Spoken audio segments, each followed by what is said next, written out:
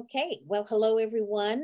This is our episode of Between Two Teachers, where we talk about issues, current and uh, important issues of the day around education. So today's Friday, December the 10th, and my name is Consuelo Lara. And I'm Madeline Cronenberg. And as always, I will start with our land acknowledgement. We pause to acknowledge that we have gathered on the ancestral territory of Hui Chin, which is part of the unceded land of the Chochenyo and Karkan-speaking Muwekma Ohlone people. We remember their continued connection to this region and thank them for allowing us to live, work, learn, and pray on their homeland. We offer our respect to their elders and all Ohlone people, past and present. So a lot has happened since last month, the last time that we got together and in the education world. I mean, one of the things is people are revisiting mandates. There's the new Omicron variant, and nationally people are rethinking how we're going to handle our the transmission of the coronavirus and the vaccine and mask mandates that are out there. But in addition to that, the biggest piece of news that's happened in education was something that happened in a school. And it was one more school shooting in the United States, in Oxford High School in Michigan last week. And the thing about that's one thing I just wanted to mention. It was an enormous tragedy. And I'm sure that as we go forward, the community in Oxford has become Oxford strong. People are trying to figure out ways that you can, what you can learn from a tragedy like this. They did it after Newtown. They changed doors. You know, they sort of you respond to whatever it was that the perpetrator did. That's basically what they're trying to respond to. If you're trying to figure out what could we have done differently? And in this particular case, the teachers had reported the perpetrator because they recognized that he had been searching for ammo during class on his cell phone, and that he had drawn a picture with guns and some blood and very provocative language. And in both cases, although it was looked at by the administration, it was determined to be something that had to do with his mental health. And it really wasn't seen by the administration and by the counselors as a threat to others. And I think that's what's going to change. Yes, absolutely. I'm just thinking about it's about how you respond to it, and regardless, it was a warning. And apparently, from what I've read, there were warnings before that as well. And people just didn't move on it. They don't take it seriously. No, they looked at it as his own personal emotional trauma. Yeah. And that was it. And obviously his family didn't see it either, right? His family bought him the gun. You had all these other issues around that. But from the standpoint of the system, the teachers were the ones who saw it. Yes. And this gets down to the same thing. You really have to honor the instinct of your first line people. The people who were in the room with him were the ones who took the pictures and reported it. And it was those who were further away from him who felt that additional counseling would be the appropriate thing. Yeah.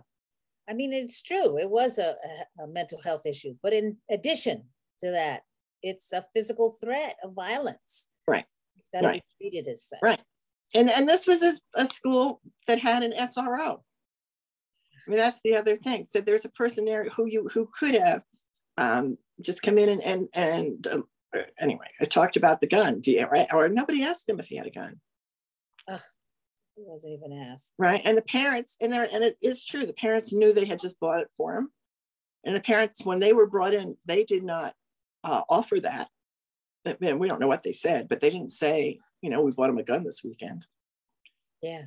Right. But the other thing was, and this is, I'll just finish with this. This is something I think education's really going to have to figure out what they're going to do. He put it on Instagram. He didn't keep it a secret. He was happy that he had the gun. And his 15-year-old self took a picture of that, put it on Instagram, and said something like, "Here's my new baby." Wow. Now, yes, obviously the school district didn't know that he did that. Yeah. Right. And so there are 1,800 students in that building. You're not following everybody's Instagram. Yeah, that's true. I mean, but the question is, how do you respond to that? Should you be following everybody's Instagram, or is there a way that Instagram should have, the same time the Instagram folks were testifying, should Instagram notice that in a 15-year-old's feed and send that information to somebody? Because he did do that. It's a very good point. It wasn't like it was just, he also had it in his journal, but the journal, again, that's private. People aren't going to see that till later. But he put it on Instagram. So there were a lot of clues. There were a lot of warnings that were just ignored and not taken seriously. Yeah. So we're going to see changes, I think, in the attorneys that are going to, there's going to be a lot of litigation around this. It's incredibly painful. The whole conversation around guns, it brings all of those issues up. The numbers they talk about, CNN had a statement that said there were US has 57 times as many school shootings as the other major industrialized nations combined.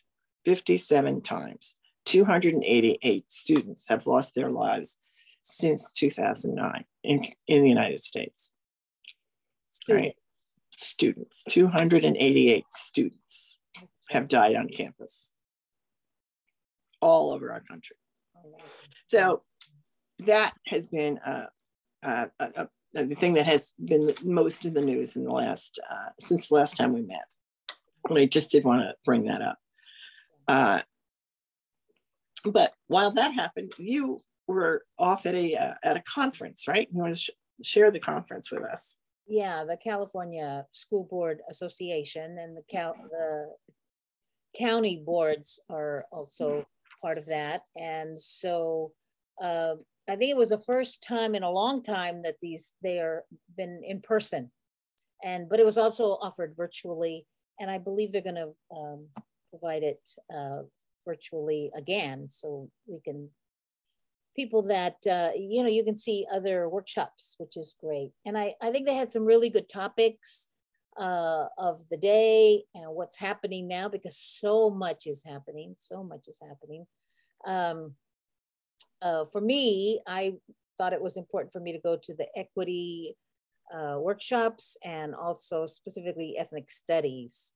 And so I did go to a couple of those, and I thought they were very good. And they're very timely right now because people are getting things mixed up of this critical race theory and ethnic studies, and they just don't understand, what it is, and they're just believing whatever they're being told.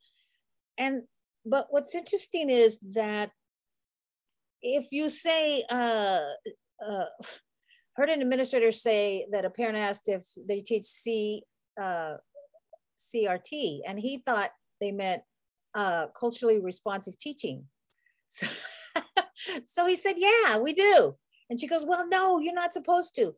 And I thought, even culturally responsive teaching now is going to be like, well, that's no longer the thing. I mean, CRT is all over Fox News. Yes. The average person in America has never heard of culturally responsive teaching. Everybody's heard of critical race theory. Exactly. So he said that when he described what culturally responsive teaching was, she goes, oh no, you can't teach that. That's critical race theory. And so everything's going to be under, anything multicultural, anything it's going to all be under attack, that you're teaching hate, or it's just been all twisted and turned around. So I feel like, okay, we need the voices of reason need to be out there talking as clearly and rationally and loudly as possible, and often, So I was even thinking at the conference that we need some convenings at the county level around ethnic studies. We have teachers that are out there. Teachers should know who's teaching what. How do you address the curriculum, the content? What, you know, there's so many different ways that you can teach ethnic studies. And I think ethnic studies is like an umbrella. And I think what's more effective, you have things like Black history, or, you know, Native American literature, or, you know, you need to be very specific and about different cultures. Everything can't be all lumped up together. So those are the discussions that have to be made. And so I'm hoping that we can have a convening at our level at the county. I'm going to bring that up with the board. And then I was doing some research and found out, guess what? Alameda Office of Education, they are having virtual sessions on an ethnic studies collaborative. And they invited people from the districts to participate in their ethnic studies collaborative, and it's hosted by their county. And they're going to provide opportunities to learn from experts from UC Berkeley History and Science Project, which is great, and the Liberated Ethnic Studies Model Curriculum Coalition.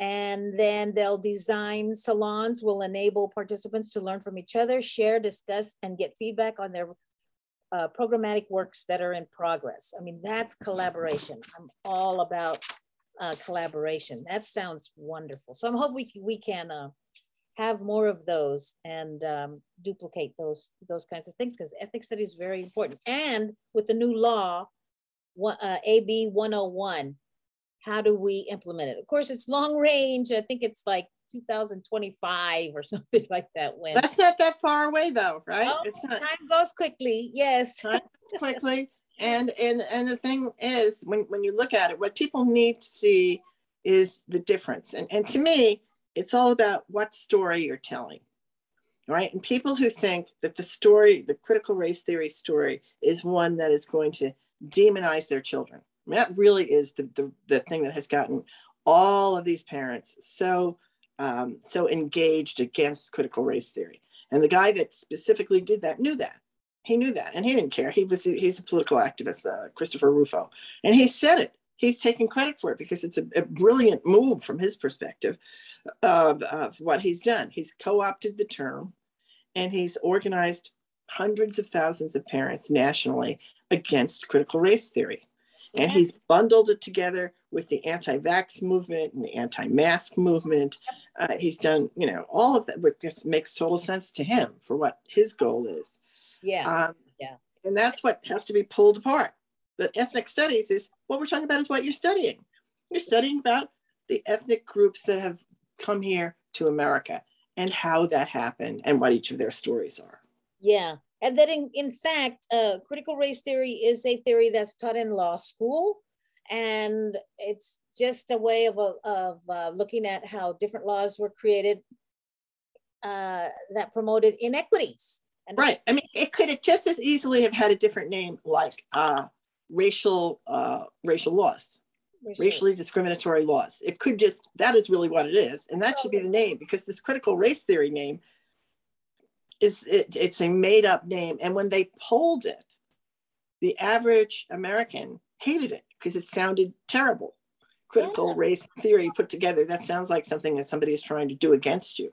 Yeah. And if you don't get the information, that's sort of where you land with it. So it's a big issue that's not going away anytime soon. It's going to be the school board races across the country are going to be focused on critical race theory.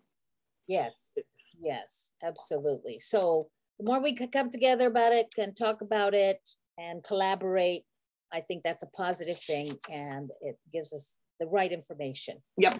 We can make more informed decisions. Okay, so my shout out is to the Alameda Office of Education. Good for you. Good for you. Absolutely. Good for you. I think I had a follow-up on, Cornell, I had two follow-ups on things we talked about before. And the first one was in Coronado a while ago. There was a team that was a largely Latino team that had been discriminated against, where they threw tortillas during at the end of the championship game. And the ultimate end of that was that the championship was taken away from the Coronado team. This is the Coronado San Diego team. And all of the teams, the powers that be there, took all of the championships away. So they appealed that. And now what the final ruling was is that the other teams really didn't have anything. Girls volleyball didn't have anything to do with the boys basketball team, right? So they shouldn't have to be punished for what happened at the boys basketball game. So they narrowed it. They kept the punishment for boys basketball, but they took it away from the global one that your whole school is going to have to be punished. So that, and I thought that was fair, because really, sure, they didn't have anything to do with them.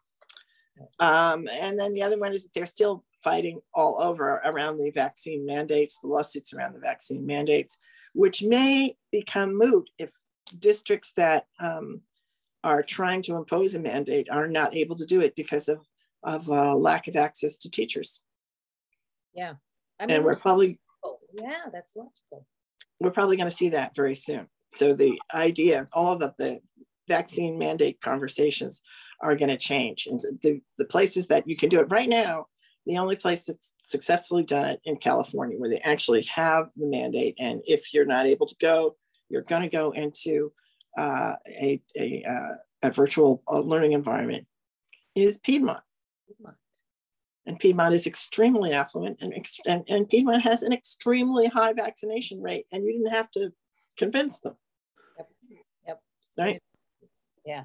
So it was very easy for them to get there. Yeah. And they're there, but for everybody else, it's much harder. It's much harder. So we don't know where everybody's going to land. That's right.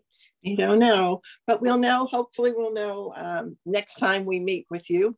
So we'll do the shout out to the Alameda County Board of Education and Mr. Sanders, who is bringing the ethnic studies program to everyone, and brings it to Contra Costa too. Yeah, absolutely. See you next time. All right. Thanks a lot, everybody. Bye. Bye-bye.